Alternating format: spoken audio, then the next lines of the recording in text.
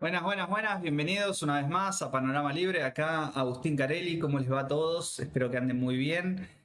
Empezamos otra jornada más de noticias, cargado de información, pasó de todo en el mundo. Vamos a estar, comentando con la mirada que nosotros le sabemos poner a toda la información que va sucediendo. ¿Qué pasó en el día de hoy? Ustedes recuerdan que estamos en una temporada 2 de Panorama Libre donde siempre arrancamos contando un poco cómo viene el aspecto monetario, es decir, qué está pasando con el dólar. Eso es algo que nos interesa y mucho a todos los argentinos, qué pasa con el dólar, a ver a dónde vamos, qué está haciendo el Banco Central, está defendiendo el valor del peso, estamos en buenas manos en términos económicos. Bueno, sin rodeos, vamos a ir a ver qué está pasando con el dólar en la jornada de hoy, cómo le fue al Banco Central. A ver, vamos a tener... Eh, tuki, tuki.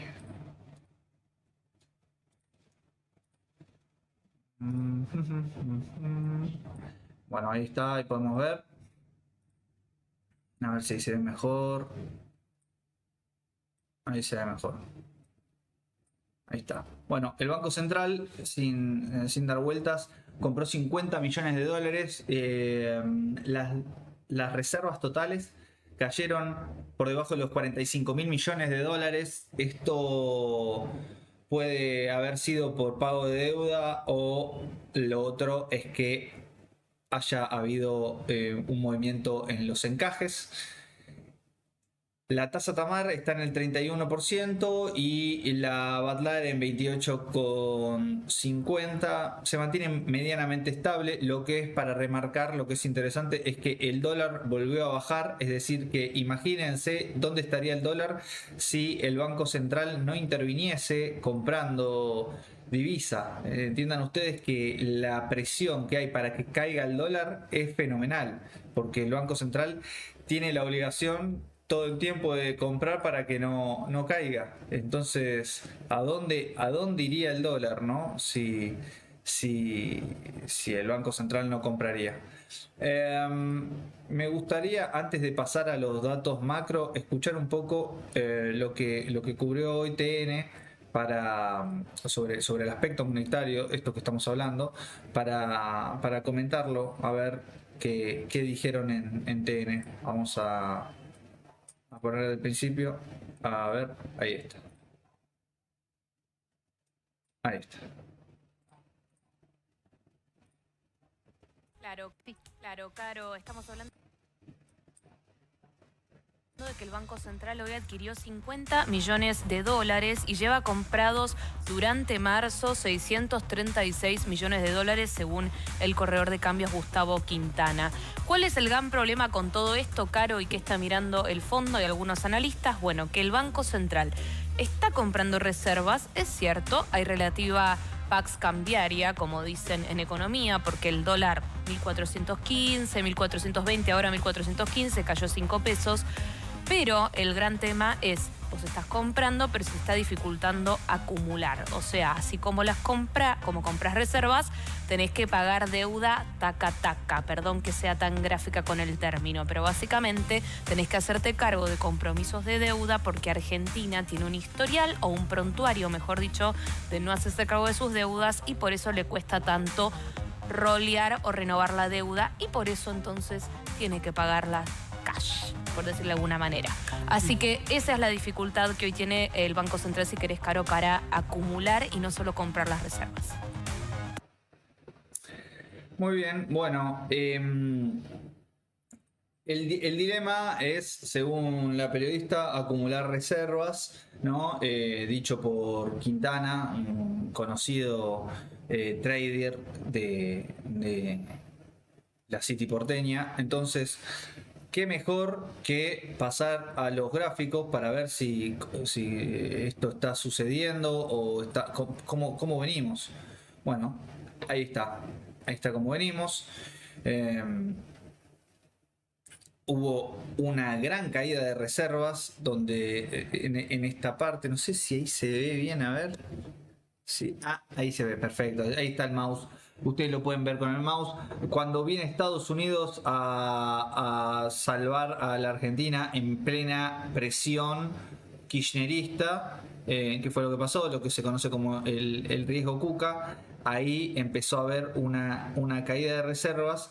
Pero lo que venimos notando desde por lo menos desde enero, es que hay un gran crecimiento de reservas, incluso desde antes, pero muy marcado en enero el crecimiento de reservas. Todo esto es el último año de Milei, o sea, acá estábamos en enero de 2025 y ustedes dirían, Milei, pero la puta madre, ¿qué pasó?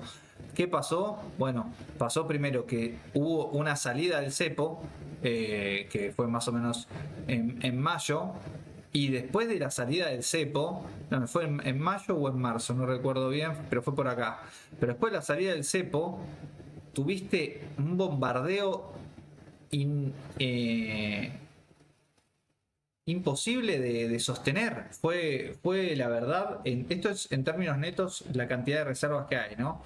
Sacando de toda la deuda, en términos netos estamos ahora más o menos en menos 10.000, menos 11.000, por ahí, más o menos. Claro, esto fue el daño de siempre de decidir entre socialismo o en capitalismo. Fue toda esta caída que estamos viendo acá. Para tener en cuenta, dicen que está costando la acumulación de reservas. La verdad que no está costando siempre y cuando no te bombardeen. Venimos de casi menos 2. O sea, el kirchnerismo había dejado solamente el Banco Central, cuando agarró Milei, menos 45, en términos reales, menos 50.000, estábamos en esa cantidad, que es una locura, pero le tenemos que sumar toda la deuda le sumamos la deuda que había con los importadores. Era una locura, esto pasó en diciembre de 2023 o enero de 2024, y claro, lo que fue 2024, la acumulación fue fenomenal, fue una acumulación importantísima, teniendo en cuenta todo lo que se tuvo que pagar en mismo 2024, ¿no? Pusiste en caja un montón de deuda, pero bueno, después vino 2025 que fue terrible, la pérdida de dólares solo porque había posibilidad de que gane el kirchnerismo. Y cuando vos dejás de transaccionar, parás de hacer tu economía diaria para ponerte en dólares porque tenés miedo a que suba, que baje o lo que sea, ese tiempo no lo recuperás más, y fue lo que pasó.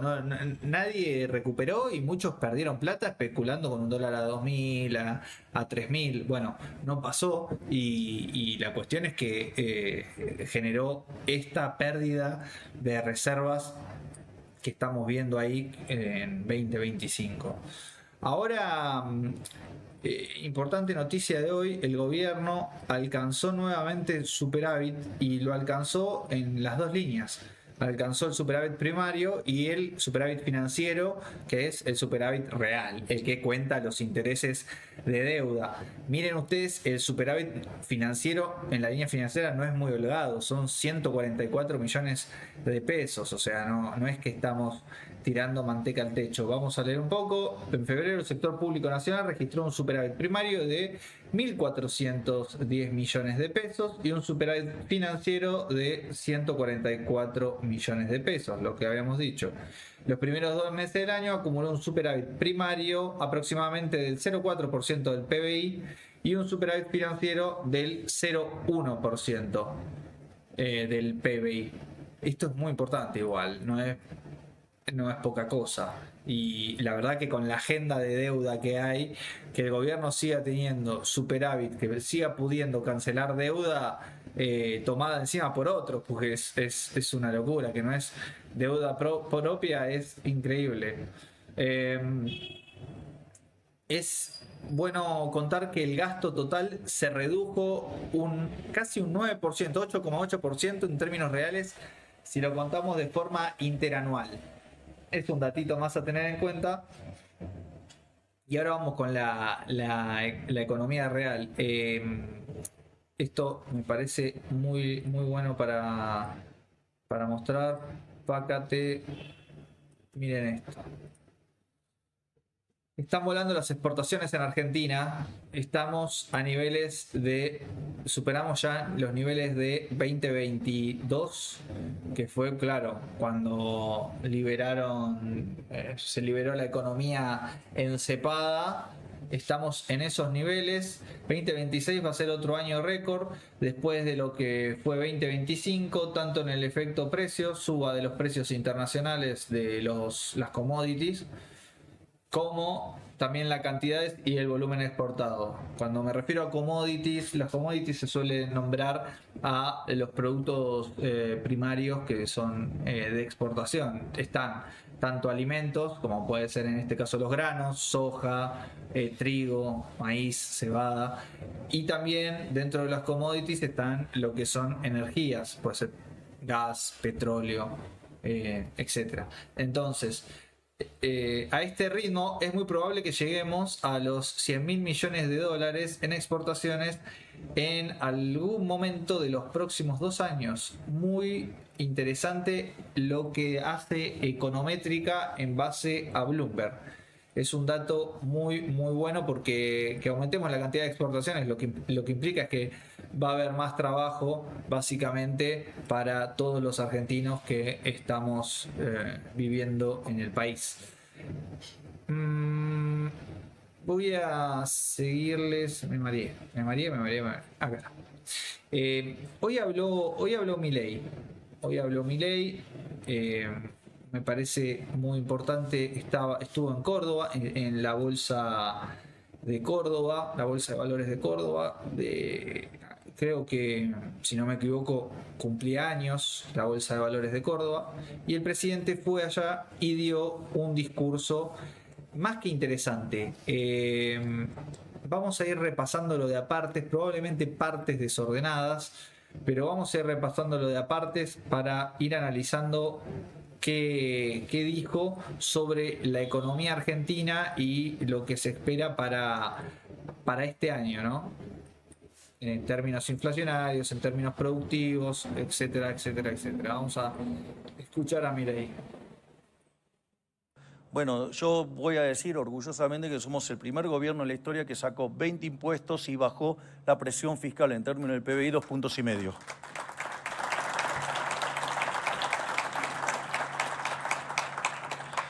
Y si nosotros podemos validar en los hechos el escenario base que desarrolló el equipo de Toto, de acá a que termine, digamos, si fuéramos reelectos al año 2031, estaríamos devolviéndole a los argentinos 500.000 millones de dólares. Vaya que sí que le estamos bajando los impuestos y devolviéndole la libertad a la gente.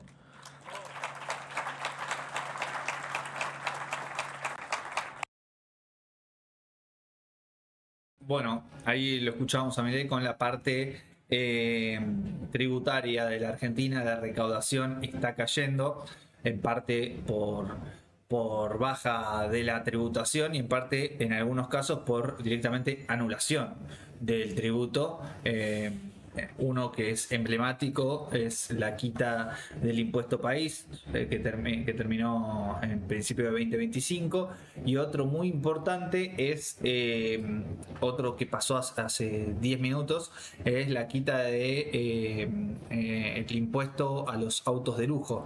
Eso hace que bajen los precios de absolutamente todos los autos. De hecho, hoy o ayer sacamos una nota, o el viernes mejor dicho, sacamos una nota en La Derecha Diario sobre los 127 modelos que bajaron de precio por la quita de este impuesto. Usted dirá, pero ¿cómo? ¿Son todos esos autos de lujo? No. Pero si vos bajás el precio de los autos de lujo y te quedan muy cerca o medianamente cerca del valor de un auto de gama media, el mercado dice: me voy a comprar el auto de lujo de gama alta antes que el gama media. Y entonces están obligados en cadena, bajan los gama media, y lo mismo sucede con los gama baja. Eso fue lo que pasó recientemente, por eso era un pésimo impuesto, porque encarecía absolutamente a todos los autos. Entonces sacarlo era algo que había que hacer con urgencia, ¿no? A veces uno le exige celeridad al gobierno, pese a que no puede, no tiene herramientas en muchos casos para ir con la velocidad que uno quisiera que vaya. Vamos a seguir escuchando qué más dijo Milei en la Bolsa de Córdoba. Argentina,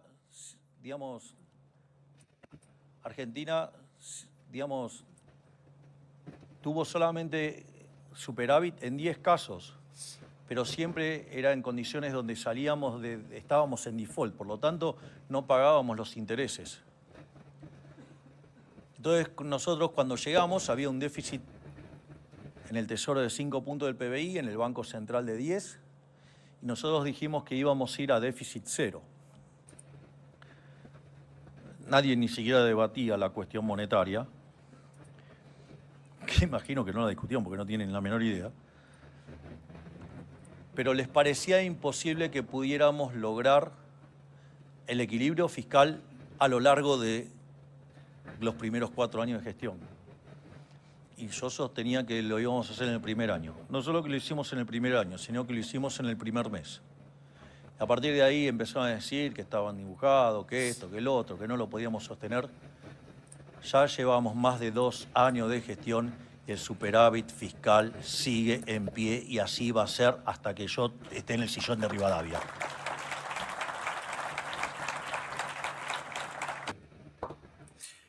Bueno, eso es, creo, la parte más importante para hacer cualquier tipo de reformas. Estamos hablando de que está sosteniendo todos los compromisos de la Argentina y cuesta muchísimo generar credibilidad, y así todo la Argentina lo está logrando, básicamente porque estamos haciendo algo que no se hace en el mundo, esto de pagar la deuda sin hacer rollover, o sea, es decir, sin postergar los intereses de la deuda para más adelante. Es algo que no se suele ver, y la Argentina en términos generales estuvo pagando la deuda, no hizo rollover, estuvo pagando la deuda total, cancelando deuda, así taca, deuda más intereses. Eso no es normal. Así que, bueno, es la piedra fundamental para poder hacer reformas que bajen el gasto, que es lo que estamos pidiendo todos, que se baje el gasto, que dejen de asfixiar al argentino en general. Hay un gran problema, que no lo vamos a ver en este capítulo, pero que ya lo hemos visto antes, que son los municipios y las provincias. El gobierno sacó una ley para desregular la BTV y hoy sabemos que la provincia de Buenos Aires no adhirió, como era esperable, para sorpresa de nadie, a esta nueva ley y quiere seguir manteniendo el tongo de las BTV, y probablemente los que estén en capital o los que estén en provincias que sí adhirieron van a pagar 2,50 mangos por hacer la BTV, y la van a hacer una cada 20 años, y acá la vamos a tener que hacer una todos los días, básicamente, para un auto 0 kilómetros o para un auto de 5 años. Eso es lamentable, pero bueno, va a haber que en algún momento exigirle a nuestros gobernantes y a nuestros intendentes que sean personas y que no casen en el zoológico y que no nos hagan tributar gansadas que nos imposibilitan el hecho de existir en la Argentina. Y esto hablando como un ciudadano nomás, porque las personas que que tienen comercios tributan en serio y los destruyen. Vamos a seguir escuchando a Milei, a ver qué más dijo. ¿Por qué, digamos, el Banco Central ahora está avanzando en que esos dólares, digamos, puedan ingresar en instituciones y que puedan ir a financiar distintas actividades? ¿Saben por qué?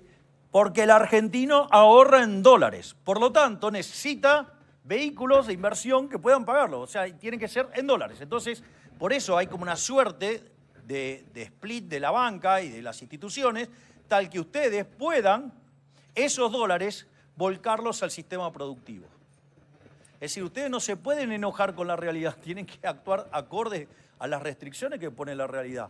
Después de todo lo que sufrieron los argentinos con el peso, bueno, si quieren trabajar en dólares, trabajen en dólares. O sea, se les da la posibilidad de que tengan esos dólares, que los puedan meter en el sistema y que puedan, digamos, financiar actividades productivas y además todos crezcan.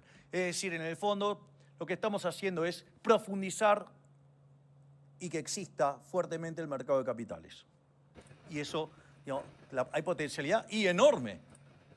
podemos multiplicar por 6, por 7, por 8 veces el sistema financiero. Miren si tenemos para hacer negocios. Ojalá y que sea pronto, ¿no? Ojalá y que sea pronto porque, bueno, es necesario para todos que esto pegue un volantazo, no solamente para que la oposición no vuelva más, sino para que muchísimas personas que hoy están con lo justo, que hoy tienen un negocio y que les cuesta estar con los números de ese negocio, puedan tener muchísimo más aire y holgura para poder seguir operando, ¿no? Eso es lo que queremos todos. Y qué mejor que si tenés crédito para expandirte, para traer una nueva idea y ver cómo funciona. A ver. Es la ley de inocencia fiscal. Es el tema de la ley de inocencia fiscal. Es decir, ustedes en Argentina, hasta que llegamos nosotros, ustedes fiscalmente eran culpables hasta que demostrara lo contrario. Bueno, hoy, digamos, volvimos a alinearnos con nuestra Constitución y todos son inocentes hasta que el fisco le demuestre lo contrario.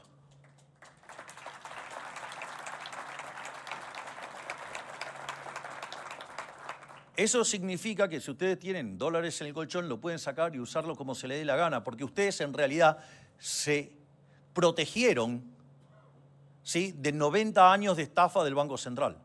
Entonces, digamos, o sea, no es que, digamos, ustedes son delincuentes, no, el delincuente era el que estaba en Reconquista 266, y ustedes se protegieron. Entonces, ustedes ahora, por ejemplo, pueden sacar los dólares del colchón, volcarlos al sistema financiero, y que eso, digamos, empiece a generar posibilidades de inversión en el sector real.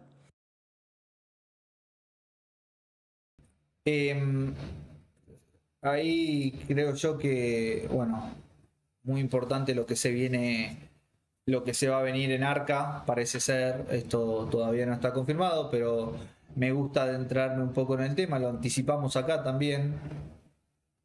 Arca está teniendo una disonancia fenomenal entre quienes dirigen Arca y quienes están en las bases de Arca, y eso se nota porque lo hemos charlado con gente que está arriba de todo en Arca y gente que está abajo de todo, y los de abajo salen a perseguir y a cazar y a destruir, si pueden, a todos los que encuentren a su paso, monotributistas, responsables sin cripto. Arca va por todo, y sin embargo tenemos esto, que la gente de Milei viene a pregonar inocencia fiscal. Entonces hay una disonancia ahí muy fuerte, y parece ser que va a haber un cambio de nuevo en la cúpula del Arca para ver si pueden ponerle el cascabel al gato.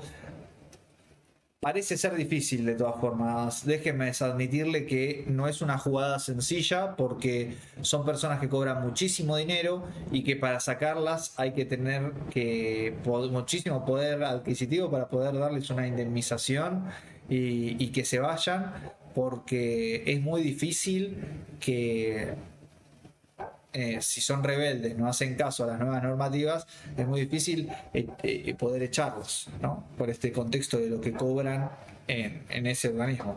Así que, por más que haya cambios, parecería ser que no va a ser tan sencillo controlar esa dependencia, que es clave que esté bien controlada y bien alineada con los valores que tiene este gobierno, porque si no, todo lo que se hace queda empantanado cuando el ente regulador, el ente recaudador está desesperado por ganar plata. Así que, bueno, eso es lo que nosotros pudimos averiguar. Entiendo que se va a dar así. Puede que la situación cambie y no haya cambios en el Arca, pero hasta ahora la información es que sí, va a haber cambios, y esperemos Dios nos ayude que esos cambios sirvan para implementar las leyes que salieron. Es una locura lo que estamos diciendo, pero sí, hay gente que tiene muchísimo poder dentro del arca y que la bajada de línea es no respetar las leyes actuales, más ir con una voracidad fiscal como nunca antes se vio. Vamos a seguir escuchando. Me encuentro contra esta situación, que me voy a modificar la forma de hacer política económica, que, digamos, porque nos saltó transitoriamente la tasa de inflación, que vamos a aplicar controles de precio. Es decir, vamos a violentar el derecho de propiedad, vamos a violentar la libertad. No cuenten conmigo con eso, yo voy a seguir haciendo las cosas bien. Tarde o temprano la vamos a derrotar a la inflación.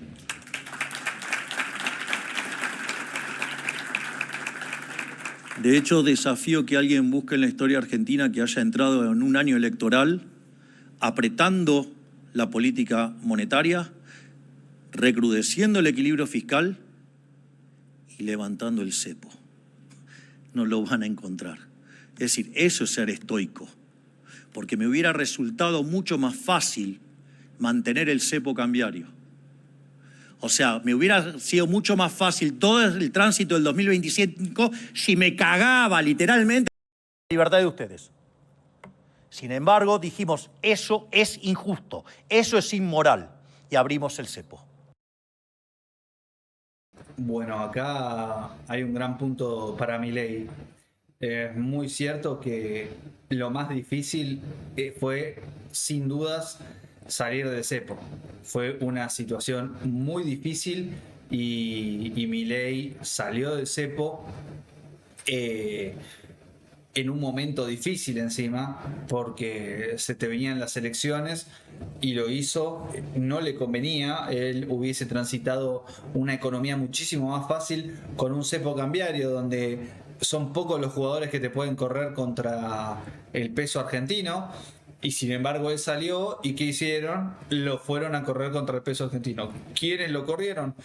En principio sabemos que lo corrieron tirándole bombas en el Congreso de leyes que atentaban contra la ecuación económica que tiene el Estado dentro de la administración Milei, que es gastar menos de lo que se recauda, y después lo corrió la misma gente por el miedo que generaba esto que estaban haciendo los talibanes de la oposición.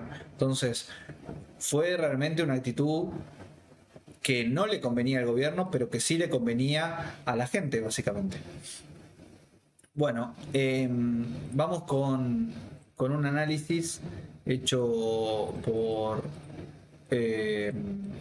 Julián Josovich. Me pareció interesante y lo vamos a traer acá en términos económicos, ¿no? Lo vamos a pasar rapidín, pero vamos a leer un poquito. Dice que a la economía le falta dinamismo en la parte macro, ¿no? Y que hay un golpe en los ingresos de la gente. El frente en la macro, el freno en la macro también está teniendo un impacto en los ingresos tributarios cíclicos. Los ingresos totales cayeron casi un 9%, esto es lo que veníamos hablando. Los ingresos tributarios se dieron un 10% en términos reales. Caen por séptimo mes consecutivo en términos reales interanuales. Nuevamente cayeron en términos reales todos los tributos, siendo el cuarto mes consecutivo de contracción del IVA, ingresos brutos y contribuciones a la seguridad social. Los derechos de exportación cayeron por séptimo mes consecutivo, esta vez 40% en términos reales interanuales. Es por el efecto de exportación acelerada para aprovechar menos alícuota. Que esto, recuerden que fue una cuestión que se dio para frenar la suba del dólar en una medida del gobierno el año pasado de retenciones cero en la ventana de septiembre, que era hasta un límite de stock o de millones de dólares, y se alcanzó rápidamente en una semana ese límite. Pero bueno, tiene que ver con justamente este motivo. La caída de derechos de exportaciones porque se adelantó las exportaciones, básicamente. Bueno, el punto principal será poder retomar una senda de alza sostenida de los sectores económicos por fuera del agro, los hidrocarburos, o sea, la energía y la minería. La clave pasa por darle más dinamismo a los ingresos tributarios asociados a actividades económicas. Estoy de acuerdo con las conclusiones a las que está llegando y también confirmo que... Uy, me fui. Ahí está. Y también confirmo que es difícil que toda la situación mejore de un... ¿Qué problemas con la cámara, Ahí está. Que mejore la situación de un soplido si no hay reformas estructurales y si los gobernadores no acompañan. Es muy importante que en las provincias los gobernadores acompañen. Buenos Aires sabemos que no va a pasar y está bien que no pase. Está bien. Hay un gobierno de un tipo que básicamente quiere destruir Buenos Aires. Y bueno, hay que aguantarse lo que uno votó. Yo no lo voté, ¿no? Por las dudas. Pero bueno, hay que aguantárselo. Estás así, pero en el resto de las provincias es muy necesario que empiece a haber competencia fiscal. Vamos a ver lo siguiente. Vamos a ver esto que salió hoy.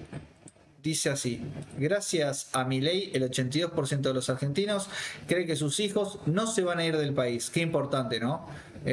Sé que no alcanza. Este informe de la UCA reveló que la gran mayoría de los argentinos mantienen las expectativas positivas sobre el futuro del país y en particular sobre la oportunidad que tendrán las próximas generaciones gracias al gobierno de Javier Milei. Este estudio está hecho por el Observatorio de Deuda Social de Argentina y habla que en la sociedad persiste de manera muy marcada la palabra esperanza en medio de las reformas estructurales. Uno de los datos más destacados del informe refleja el clima de esperanza. Un 82,2% de la población mantiene expectativas positivas de que sus hijos o nietos tendrán más oportunidades de cara al futuro. Bueno, qué importante es que estas cosas se estén dando en este momento en la Argentina, porque los datos muchas veces son tan fuertes que hablan por sí solos. Falta camino, pero esto la verdad que es toda una señal en sí mismo. Vamos a seguir tocando temas importantes. Otro dato que titula Infobae es que el mercado automotor se reactiva después de un mes complicado, febrero. El mercado automotor logra que las ventas de 0 kilómetros suben un 20% en las 2 primeras semanas. ¿Y esto por qué? Por la baja de impuestos. La decisión de no aumentar los precios por parte de todas las marcas tuvo una buena recepción en los usuarios. En el acumulado del trimestre ya se recuperó lo que se había perdido entre enero y febrero. Más que positiva la noticia, es un datazo para la economía argentina y es un datazo para las automotrices.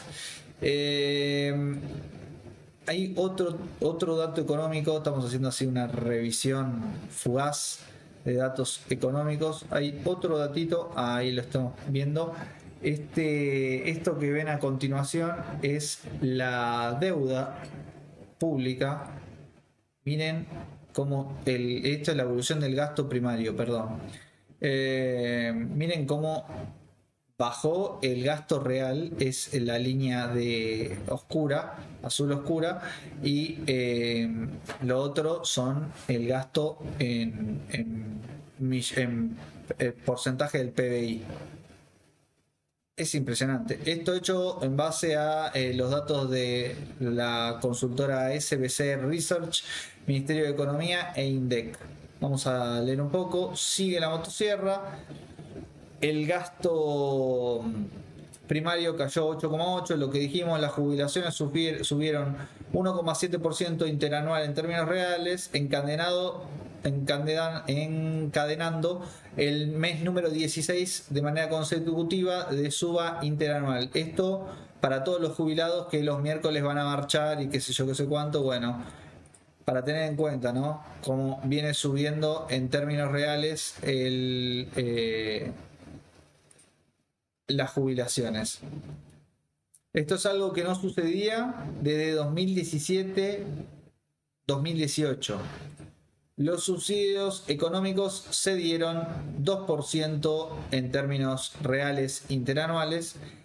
Los energéticos suben 67% en términos real, mientras que los subsidios de transporte cayeron 41% en términos reales interanuales. Entonces, en subsidio a la energía y al transporte se ubican en el 0,8% y el 0,35% del PBI respectivamente.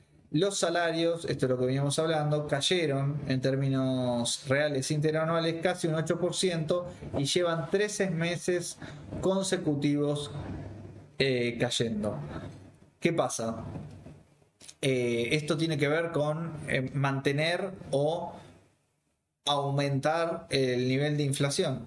Cuando la inflación cae, lo primero que empiezan a recuperar son los salarios reales, así que es muy probable que si empieza a bajar la inflación, ahora se estancó, pero es muy probable que si empieza a bajar la inflación, vamos a empezar a tener de nuevo aumento del salario real. No, digo para poner las cosas en orden y que se entienda hacia dónde vamos y por qué siempre es necesario que la inflación se destruya, no que caiga, no, que se destruya. Necesitamos que no haya más inflación. Bueno. Un tema interesante que vamos a compartir ahora tiene que ver con una discusión que se dio en un programa. La discusión era sobre salario, ¿no? Sobre el dueño de Georgalos dijo que a él le gustaría que el sueldo que le paga a sus empleados vaya íntegro para sus empleados y no tenga que pasar por el Estado argentino, que se lleva literalmente la mitad. La mitad del sueldo se lleva el Estado argentino. Entonces vamos a escuchar un poco a ver qué decía el presidente de Georgalos respecto al sueldo de sus empleados. Me encantaría pagarle el 100% de mi costo laboral al empleado y que después vengan todos a sacarle al empleado la parte que le corresponde y negocien con él. Y decía este economista, van a ver a quién putean y cómo dejan de putear al empleador. Porque yo creo que ahí es donde está uno de los verdaderos debates que nos tenemos que dar, es la eficacia y la eficiencia de ese gasto, que para nosotros es enorme y que para el empleado tiene muy poca... ¿Cuánta guita se pierde un empleado? Yo, mira, estimo que está en el orden del 50 al 60% más de lo que percibe. O sea, si hacemos un ejercicio práctico, yo te doy 1.000 pesos a vos, empleado mío. ¿Quién viene y cuánto te saca cada uno? Digamos? ¿Cómo sería? O sea, te doy 1.000 pesos, tomá, no tengo un sope ahora. No te lo voy a escribir porque hay varios ítems, pero... Como el orto. Yo te puedo decir que si a mí me cuesta 1.000, el empleado está recibiendo 600 pesos. A mí me gustaría darle los 1.000 al empleado y que venga cada uno de los que le saca esos 400 pesos y le diga, págame tal cosa, págame la otra. ¿Y para qué la vas a usar? ¿Y para qué la vas a usar? Y creo que ese sería un enorme avance, porque no nos putearían de la manera que nos putean muchas veces con el costo salarial, que es lo que percibe el empleado en el bolsillo, que coincido con Claudio que hoy no le alcanza por varios motivos, pero uno de ellos es porque tiene un costo en su estructura de ingresos brutal, ¿no?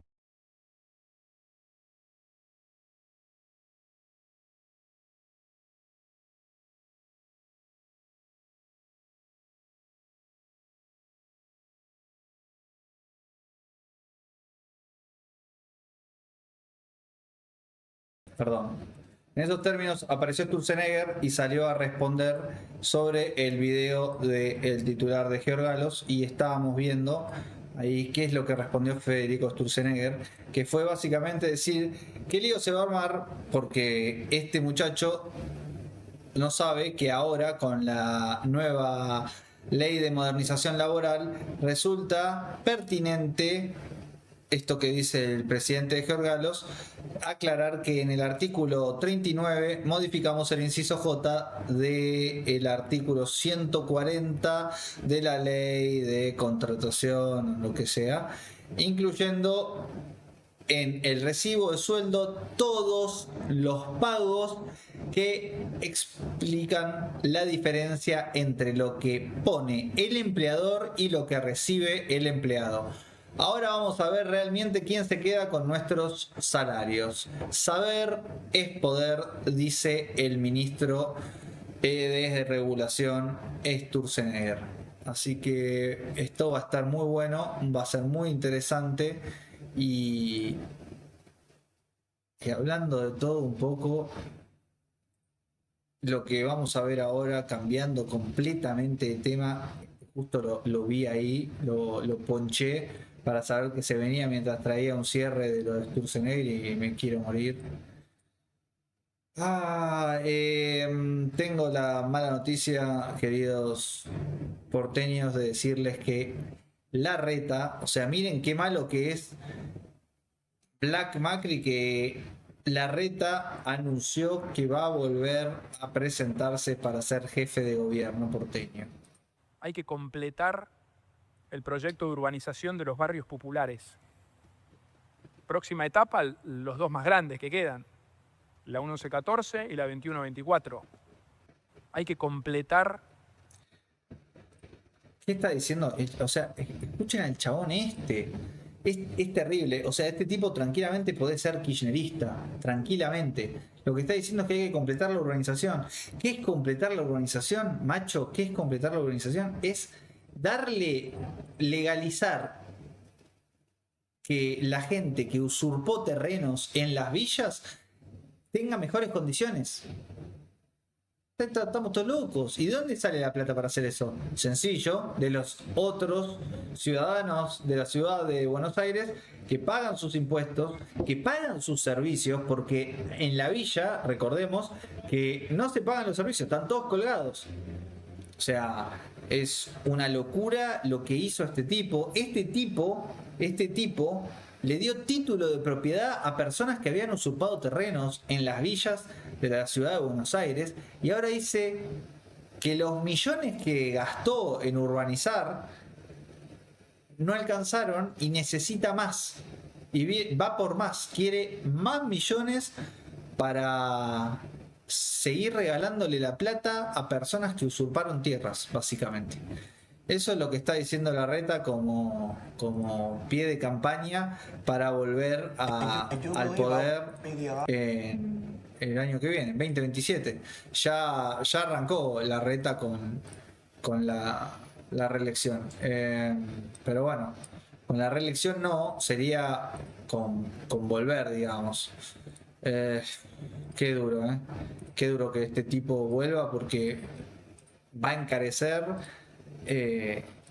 vivir en la ciudad de Buenos Aires a morir. Y aparte de que lo va a encarecer, lo más triste de todo es que el chabón está convencido de que tiene que hacer mierda a todos los que están en la ciudad de Buenos Aires en pos de los que se fueron a usurpar. O sea, es una locura. Imagínense, imagínense gente que viene de otros países y dice, quiero vivir en la ciudad de Buenos Aires, pum, y se planta una carpa en un terreno, y después de plantarse la carpa dice, como nadie me raja, voy a empezar a edificar, y edifican.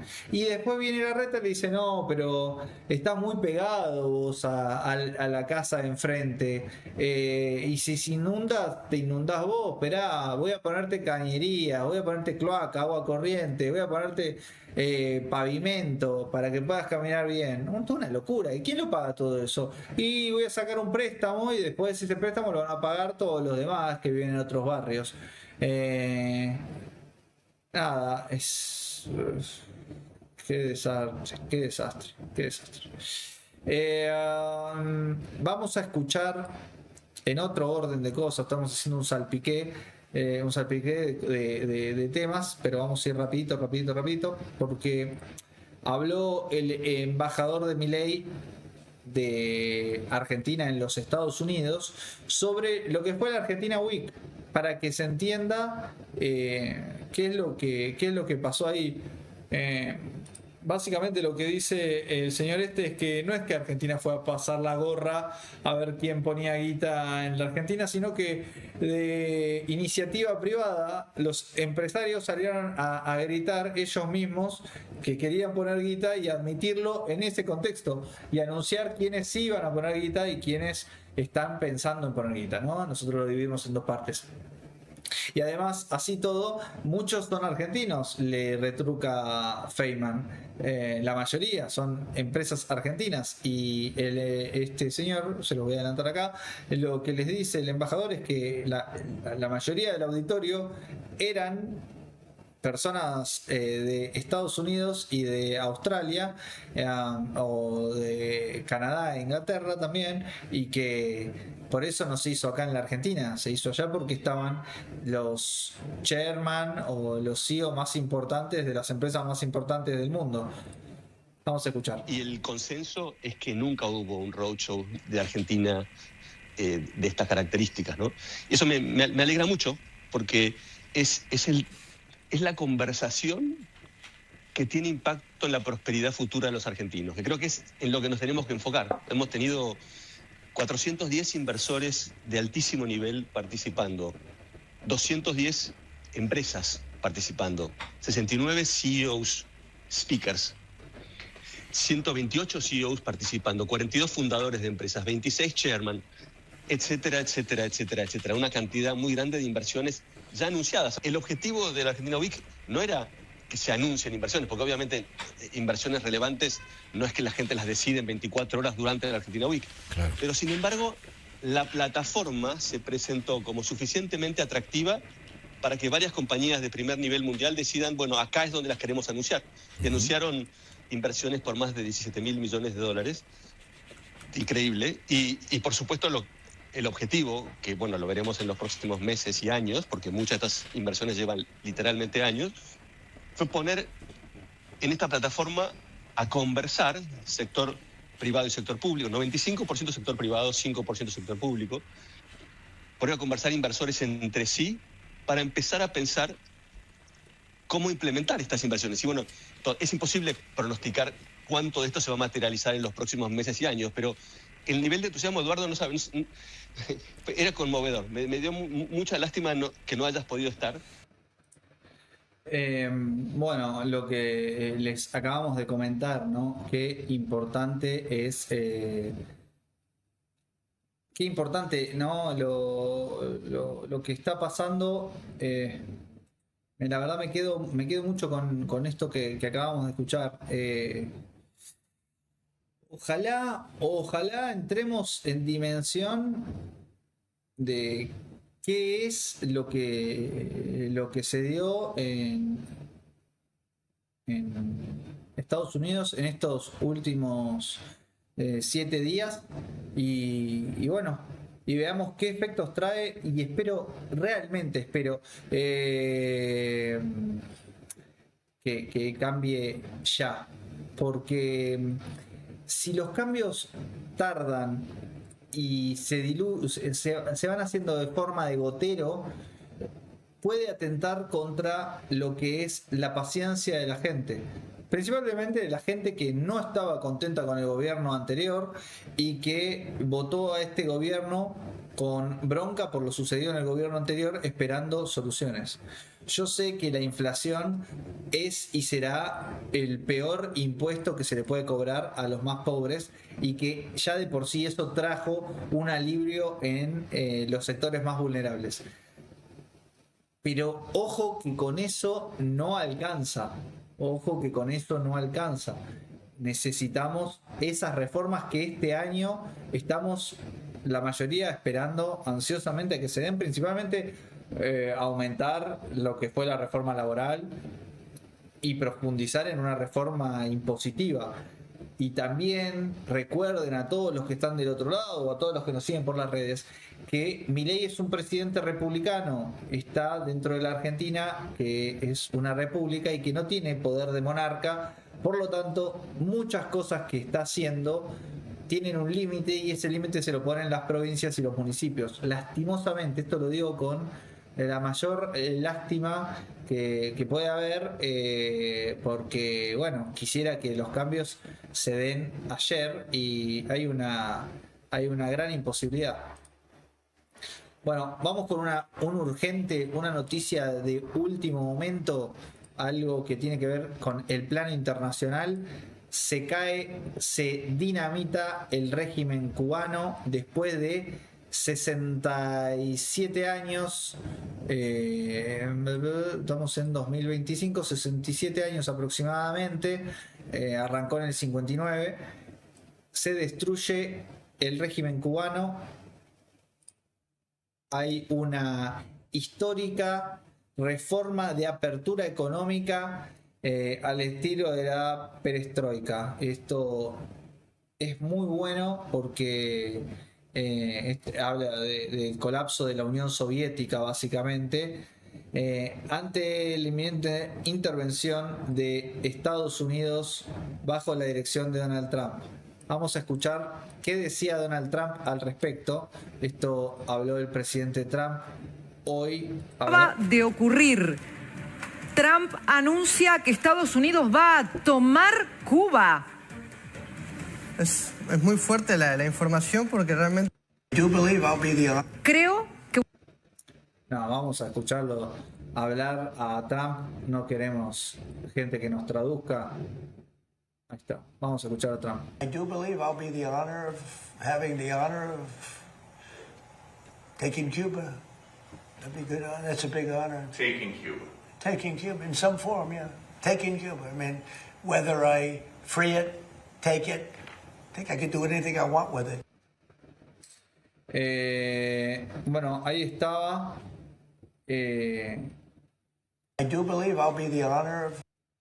Trump diciendo que va a tener el honor de ser él el presidente que libere Cuba. La revolución cubana fue en el 59, dije bien, así que ya vamos varios años, 67 más o menos, de revolución cubana. Así que esto está pasando ahora, en este momento. ¿De qué se trata la reforma? Bien, la reforma se trata de que se permitirá a los cubanos exiliados sin residencia efectiva en la isla puedan participar o ser propietarios de empresas privadas cubanas. Ya de por sí va a haber empresas privadas cubanas. Esto era un oxímoron. Empresas privadas cubanas no existía, no. Recuerden ustedes que las empresas son todas propiedad del Estado y lo que tienen son gerentes, pero son todas propiedad del Estado. Vos te pones una panchería y es del Estado y vos sos el gerente de esa panchería. A ese nivel, eso era lo que pasaba en Cuba. Los cubanos exiliados podrán asociarse a través de empresas con compañías privadas cubanas, incluyendo proyectos de infraestructura y grandes negocios. Se habilitará la participación de cubanos exiliados en el sistema financiero y bancario del país. Los cubanos exiliados podrán abrir cuentas bancarias en divisas en bancos cubanos. En los negocios vinculados a la tierra se otorgarán usufructos sobre las mismas, o sea, se termina la propiedad estatal. Los cubanos, y nace la propiedad privada, ¿no? Todo es un poco de todo. Los cubanos exiliados podrán establecer alianza con entidades cubanas, tanto estatales como privadas. La verdad, felicitaciones a Donald Trump, felicitaciones a los cubanos que tanto lucharon para escaparse de Cuba y que algunos lastimosamente murieron nadando con tiburones, porque esto es una bomba, es una gran noticia. Vamos a ver qué es lo que decían en otro medio. Perfecto, muy bien. A ver. Cuba dice que permitirá invertir y ser propietarios de negocios en la isla a sus ciudadanos que viven en el extranjero. Lo aseguran nuestros colegas de NBC, el viceprimer ministro de Cuba. Escuchen qué dijo en exclusiva. Cuba está abierta a tener una relación comercial fluida con las empresas estadounidenses, también con los cubanos residentes en los Estados Unidos y con su descendencia. Y esto no solo se extiende al ámbito comercial, también es aplicable en el ámbito de las inversiones. Inversiones no solo vistas como inversiones pequeñas, sino también grandes inversiones, en particular, por ejemplo, en infraestructuras. Sí, habla de cubanos en el extranjero y sus descendientes en la primera entrevista que concede este funcionario, y con la presión de Estados Unidos detrás, un funcionario del régimen cubano que dice intenta revitalizar la economía cubana con una serie de reformas económicas, dice él, que están destinadas a crear lo que él denomina un entorno empresarial dinámico. Pero ¿qué significa esta noticia de último minuto sobre Cuba? Alex Penelas es analista experto en Cuba, bienvenido. ¿Qué tal? Buenos días. ¿Por qué dice el régimen cubano que ahora quiere abrirse a esas inversiones de quienes viven en Estados Unidos? Bueno, claramente están viviendo un momento muy difícil. Los Estados Unidos la está poniendo mucha presión al gobierno de Cuba de que realicen cambios. Sabemos que no ha entrado petróleo a la isla en más de 3 meses. Y se sabe también que el cubano americano, el cubano que vive en Miami, los Estados Unidos, en el exilio, ha tenido mucho éxito económicamente en el área del banqueo, en el área política, y esa ayuda hiciera falta, ¿no?, para que Cuba se pueda revitalizar. ¿Es realista para cubanos que viven, como usted dice, aquí en Estados Unidos, en Miami, empezar a pensar en negocios o en inversiones en la isla? Hasta que no existan reales cambios dentro de la isla, creo que va a ser. O sea, una de las preguntas que los inversionistas se van a hacer es qué garantías legales y políticas existen en Cuba. Y si esos cambios no vienen, creo que va a ser muy difícil que un inversionista aquí de los Estados Unidos o del extranjero tome ese riesgo dentro de Cuba. Muy bien, bueno, básicamente lo que está haciendo la caída del régimen es traer nuevas leyes sobre lo que cambie el sistema. Vamos a ir a un sistema democrático, claramente, porque eso es lo que se necesita. Sin eso está a la orden de la esquina de que pueda volver un Fidel Castro y quedarse con absolutamente la totalidad de Cuba, como pasó anteriormente, y chau los ahorros de todos los cubanos. Pasó algo muy interesante este fin de semana. Se dio a conocer un notición, y con esto ya nos empezamos a despedir de Panorama Libre de este día. Se conoció un notición respecto a Irán, a la guerra con Irán. Pasó que Tucker Carlson, lo recordarán ustedes porque es un periodista que entrevistó a Milei en 2023 y fue la nota más reproducida de la historia de las notas periodísticas, muy importante. O sea, fue un evento que alcanzó las 40, 50 millones de reproducciones, una entrevista de locos, la verdad. Fue muy, muy impactante. Esto sucedió en 2023. Este entrevistador estadounidense fue expulsado de Fox News por su forma de pensar, pro Trump, pro derecha, y resulta que este año 2025 que pasó, empezó a atacar a Donald Trump y se mostró abiertamente en contra de las políticas del presidente de Estados Unidos. Y Trump, sospechando de sus vínculos con el régimen de Irán, decidió invitarlo a la Casa Blanca a reuniones con distintos empresarios petroleros. En esas reuniones se habló de que era imposible hacer un ataque coordinado entre Estados Unidos y Israel, y que era imposible detener al régimen de el ya fallecido ayatolá. Y resulta ser que era todo un engaño hecho a propósito para no solamente distraer a Tucker Carlson, sino que Tucker Carlson informe de esta situación a todos los ayatolás y que se confíen y que pase lo que pasó. ayatolá salió de su escondite, de su búnker. Jamenei salió Ali Jamenei salió de su búnker y fue asesinado, confiado de que era imposible que Estados Unidos lo ataque, pero no solamente lo derribaron a él solo, sino que estuvo en una reunión con la cúpula de Irán. Entonces el golpe fue devastador por parte de Estados Unidos, y ahora Tucker Carlson está llorando de que le iniciaron una investigación judicial, básicamente por estos vínculos y este traspaso de información con el régimen de Irán. Y en este contexto, déjeme decirles que Trump habló sobre la guerra con Irán, cómo viene la guerra y qué expectativas tiene. Así que vamos a escucharlo brevemente a Donald Trump a ver qué dijo. It'll be soon, won't be long. And we're going to have a much safer world when it's wrapped up. It'll be wrapped up soon. We're going to have a much safer world. I had an obligation to do this. I didn't want to, I call it an excursion. I didn't want to make this journey. We had the highest stock market in history. We had low gas prices. Everything was good. And I know exactly, I know what, you're going to do it. People are going to raise the price of oil. And that's good.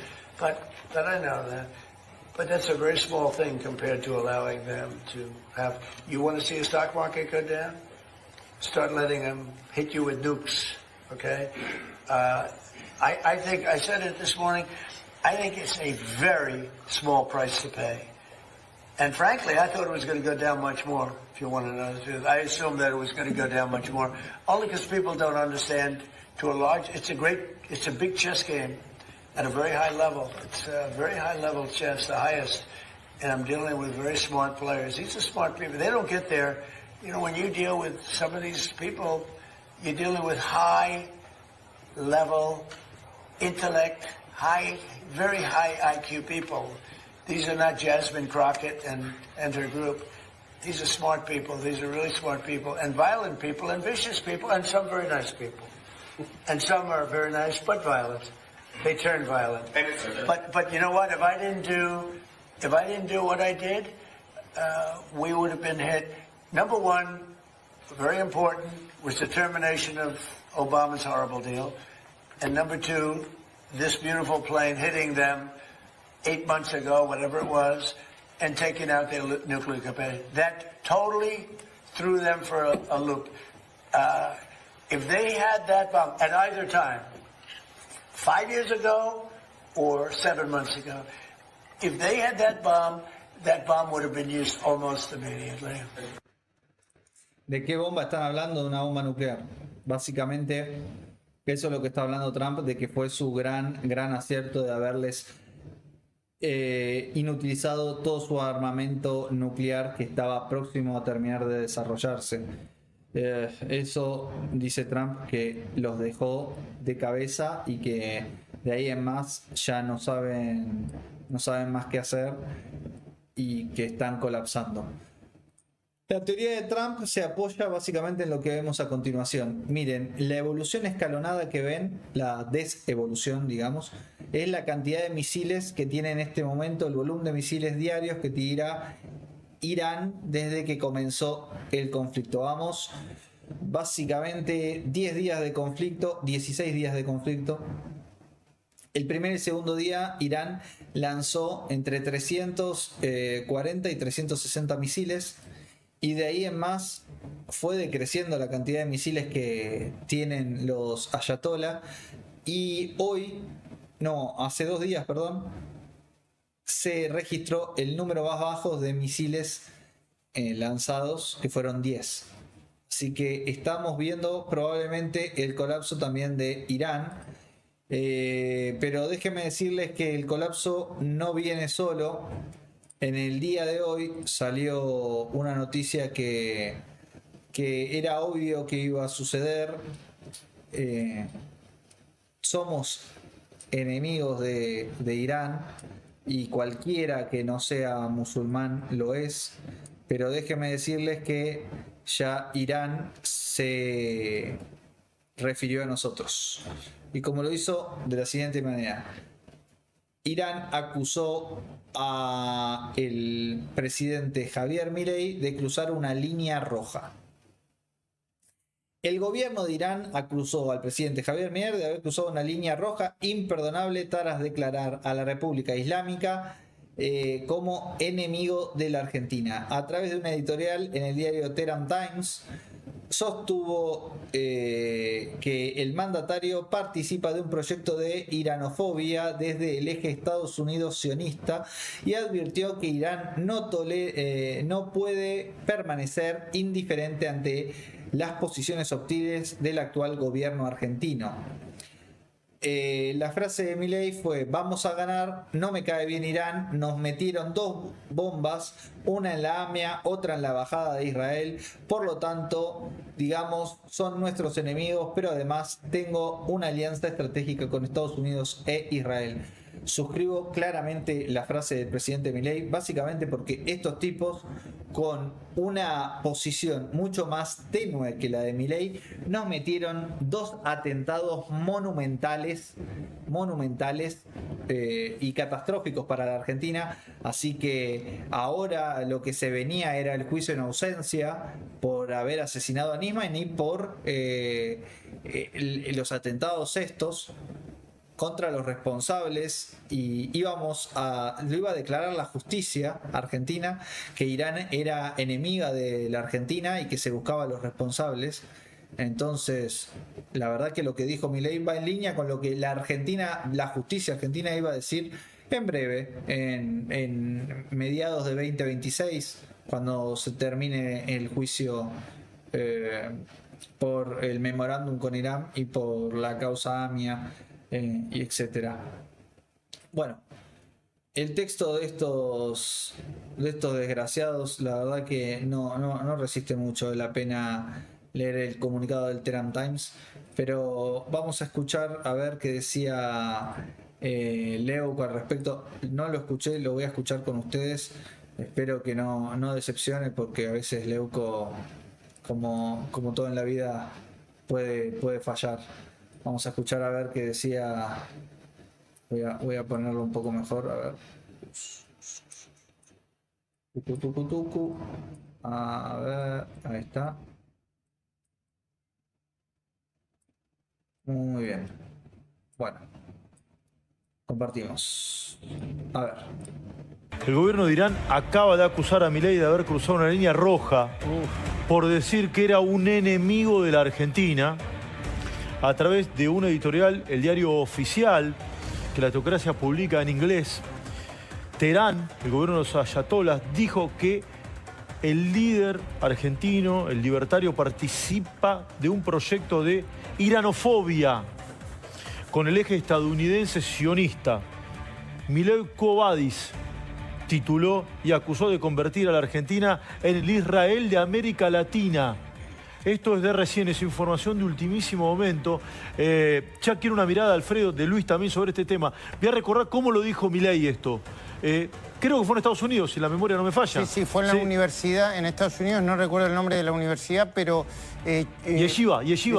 Cuando él dijo que él se sentía el más sionista de los presidentes del mundo, de los presidentes argentinos. Contale, Alfredo, ¿cómo es? No, Yeshiva es el nombre que significa escuela, es donde se estudia la Biblia, se estudia la Torá, es el nombre de esa universidad, que está muy ligado al grupo de Chabad Lubavitch, que es el Rebe. Sin duda, te hago 2 comentarios breves, Esteban y Luis. Por un lado, era sumamente esperable. De hecho, tanto la ministra Monteoliva de Seguridad anunciaron hace pocos días que habían elevado todas las medidas de seguridad de los posibles objetivos de un ataque de Irán.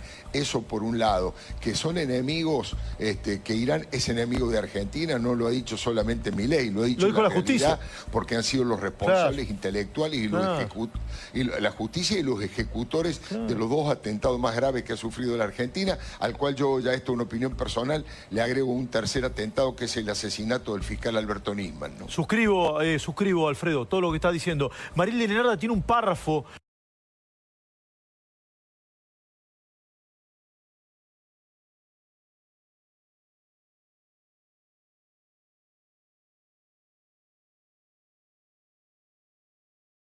Perdón, no se escuchaba. Que nos decía que suscribo, la verdad que es lo que viene pasando. Se sabe que Irán desde hace mucho tiempo no nos quiere y bueno, nosotros tampoco los queremos a ellos porque ellos metieron los únicos atentados que tiene Argentina en su historia y entramos en una negra lista de países con atentados terroristas, que no son muchos los países que tienen este oscuro haber. Y bueno, estamos dentro de esa lista, lamentable, así que con esta gente no hay un término medio, por si alguno lo está pensando. Con esta gente uno no puede ser indiferente. O sos enemigo o sos amigo. Y si sos amigo de ellos, sos enemigo de otras personas. Así que es tiempo de entender que no podemos ser indiferentes y de entender que en el mundo las posiciones muchas veces son o blanco o negro. No hay lugar ni espacio para los grises y que hay religiones que tienen fanáticos que están dispuestos a dar su vida con tal de matar a todo aquel que no piense como ellos. Ese es el caso de los chiitas del Islam y son personas que la verdad que son muy peligrosas, por lo menos para la cultura occidental y para la Argentina en particular. Con esta última reflexión nos despedimos de este panorama libre del 17 de marzo. Los dejo, nos vemos mañana. Chau, chau.